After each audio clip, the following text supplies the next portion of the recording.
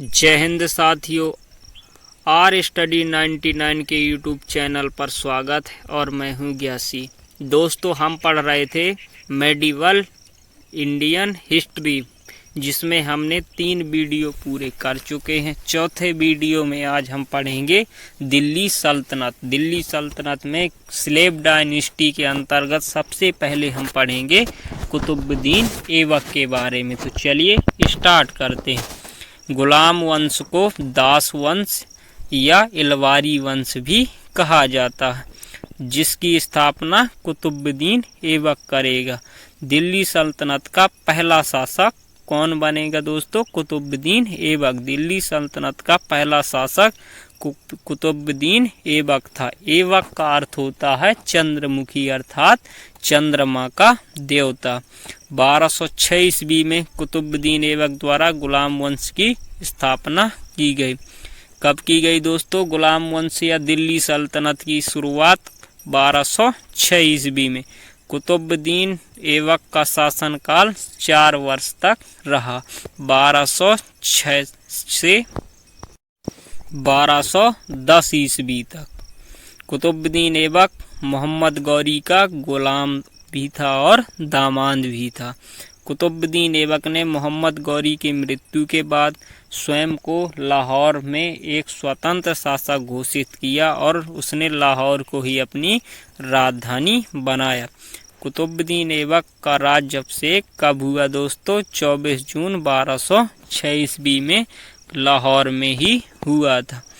कुतुबुद्दीन ऐबक अर्थात मोहम्मद गौरी की मृत्यु के बाद लाहौर का शासक बना। कुतुबुद्दीन ऐबक के बाद दिल्ली को अपनी राजधानी बनाया। कुतुबुद्दीन ऐबक ने बाद में अपनी राजधानी कहाँ, लाहौर टू दिल्ली स्थापित की, दिल्ली सल्तनत की और दिल्ली सल्तनत की स्थापना की। कुतुबुद्दीन ऐबक ने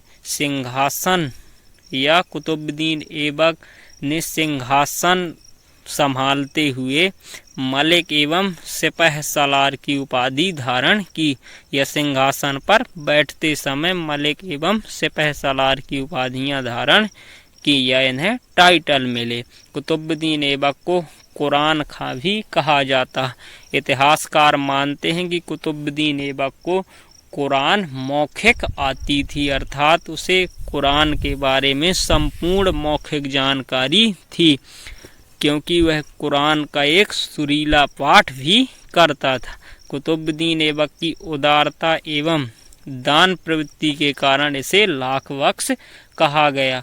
इतिहासकार ऐसा मानते हैं कि इसने अपनी जनता पर लाखों रुपए दान किए गए थे, इसलिए इसकी जनता ने इसे लाख बख्श की टाइटल दिए थे या उपाधि दी थी। फरिश्ता के अनुसार कुतुबुद्दीन ऐबक के समय किसी भी दानशील व्यक्ति को ऐबक की उपाधि दी जाती है। ऐबक का अर्थ होता है चंद्रमा का देवता। कुतुबुद्दीन ऐबक ने दिल्ली में कुबुल-उल-इस्लाम मस्जिद तथा अजमेर में 2.5 दिन के झोपड़ा का निर्माण करवाया था। क्या हुआ था दोस्तों? कुतुबुद्दीन ऐबक ने 2.5 दिन के झोपड़ा का निर्माण करवाया था। कहाँ पर दोस्तों? अजमेर पर। और कुतुब मीनार कहाँ पर बनाई थी? दिल्ली में।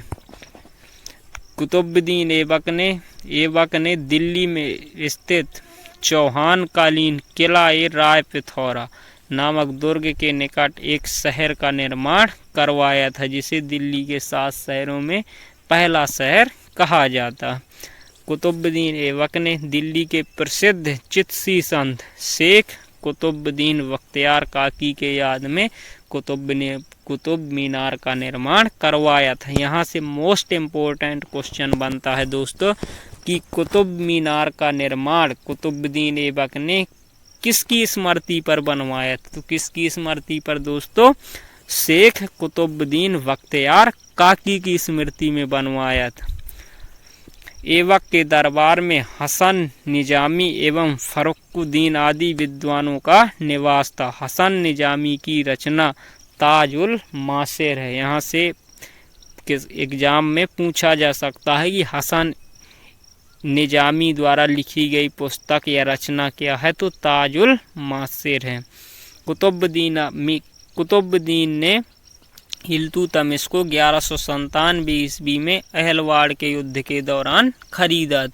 तो कुतुबुद्दीन ने इल्तुतमिश जो था वो कुतुबुद्दीन का गुलाम था, जिसको कुतुबुद्दीन ऐबक ने कब 1197 ईस्वी में चालुक्य वंश के शासक अहलवाड़ के चालुक्य के युद्ध के दौरान खरीदा था।